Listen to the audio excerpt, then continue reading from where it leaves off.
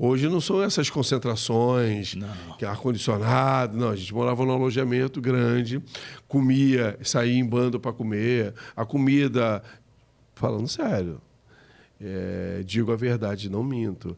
A comida às vezes vinha com a perna de barata. Que isso? A gente jogava de Sério, lado. cara? Ou você joga o conteúdo fora, ou você joga aquilo que tá para. E assim, só que você tinha que comer. Clube grande, hein? Botafogo. Tinha suas dificuldades, assim, não vinha de uma certa forma, legal, e a gente ia comendo, cara. E isso não era sempre, mas já chegou a vir, entendeu? Então, assim, você não vai... Então, dessa aí você ia para lá, almoçava, jantava com aquela dificuldade, tudo no seu horário, com um grau de dificuldade muito grande, mas a gente foi superando, e graças a Deus a gente conseguiu chegar. A gente está falando de um período de quase 40 anos de lá para cá, né? Porque é final da década... Meio da década de 80 para o final, né? Assim. Mais ou menos isso, né? E aí você consegue, graças a Deus, chegar ao profissional, porque já é uma batalha, né? Uma luta, né? Porque de, sei lá, de 40, 50 garotos aí de um juniores, às vezes tem mais, às vezes tem menos, sobram 3, 4, 5 no máximo, né, Nelson? André, eu costumo dizer que a vida não facilita para ninguém. Não facilita. Não facilita. Até hoje, assim. E não foi fácil, não. Eu me lembro que eu era juvenil e o treinador dos juniores não gostava de mim. Ah, é? Aí é um E complicador. aí a gente tinha uma coisa assim, né? Todo jogador tem uma... No futebol tem essas gírias, esses toques, né? E aí tu ia pegar a bolsa, era uma cestinha, tu ia pegar a cesta, aí eu tinha um roupeiro que ele era Maia. Não esqueço o nome dele. Maia, baixinho, gordinho. E ele, quando você estava fora dos planos, ele falava, a barca vai passar. Ele te entregava a cesta. Um aviso. Fogo, né, cara? Falava, a barca vai passar. Então eu fiquei um período num juvenil, 1 ano. Já fui para os juniores. Nossa, cara. O que toda hora... E foi muito assim, Deus foi muito grande, cuidado de Deus da minha vida. E eu não desistia, e ele não gostava. Literalmente, ele demonstrava assim, eu não gosto de você. E aí eu não jogava, e quando eu jogava, eu sempre me sobressaía. Se você me perguntava o quê, fazia eu sempre. Treinava de um jeito e jogava do mesmo jeito. Só que ele não gostava. E era muito engraçado que o Maia falava isso, a barca vai passar, a barca vai passar. E a prova é Deus, que teve nos juniores. Eu fiquei um ano no juvenil. Quando chegou nos juniores, primeiro ano de juniores, se eu te falar, eu tinha 3 anos de juniores, eu fiquei 1 ano. Eu acho que também Deus falou, você vai passar por esse período aqui. Vai ser rápido. Porque vai ser rápido.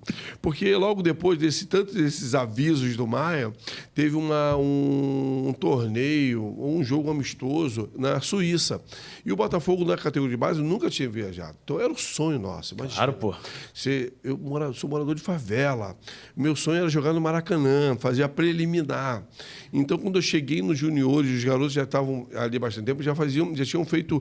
Já tinham 2 ou 1 campeonato nas costas, porque antigamente fazia preliminar. Sim, eu lembro. Você lembra dessa? Frequentei muito na arquibancada, ainda como garoto, assistia jogo dos juniores. Você lembra? Então, muito, pô. A gente, quando tinha clássico, a gente vibrava, por quê? Por causa da preliminar.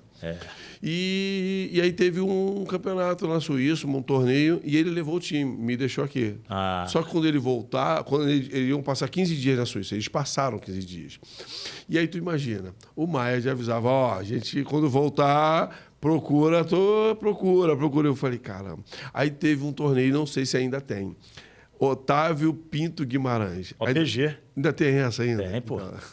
Eu tenho que me atualizar. Nesse intervalo, sai o diretor nosso e entra o diretor chamado Antônio Rodrigues, que foi vice-presidente do futebol profissional e foi campeão brasileiro, campeão da Conmebol. Nisso ele traz o Gerson. Canhotinha de ouro. A minha história no Botafogo, ela tem um antes do Gerson e depois do Gerson. Ontem eu contei essa história. Quando o Gerson chega, começou o treino. Aí começamos a treinar, normal, só a baba. E o Gerson fazia o que exatamente? Era o diretor técnico. Diretor, sabe muito, o Canhota sabe muito. Chegou como diretor técnico e não tinha técnico. E o técnico de cima foi um técnico interino. E o Gerson foi... A gente teve o primeiro jogo no campo do São Cristóvão, mas não o campo do São Cristóvão hoje, com esse campo belíssimo. Era aquele campo do Figueira de Melo. Figueira de Melo.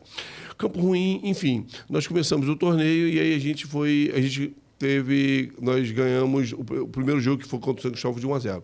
E eu fui eleito o melhor jogo. O gol foi do Reginaldo Pinguim, e eu fui eleito o melhor jogador de campo. E aí começou aquela coisa assim, começamos a treinar, e aí ele me chamou, o Gerson, perguntou, por que você... Não sei, professor.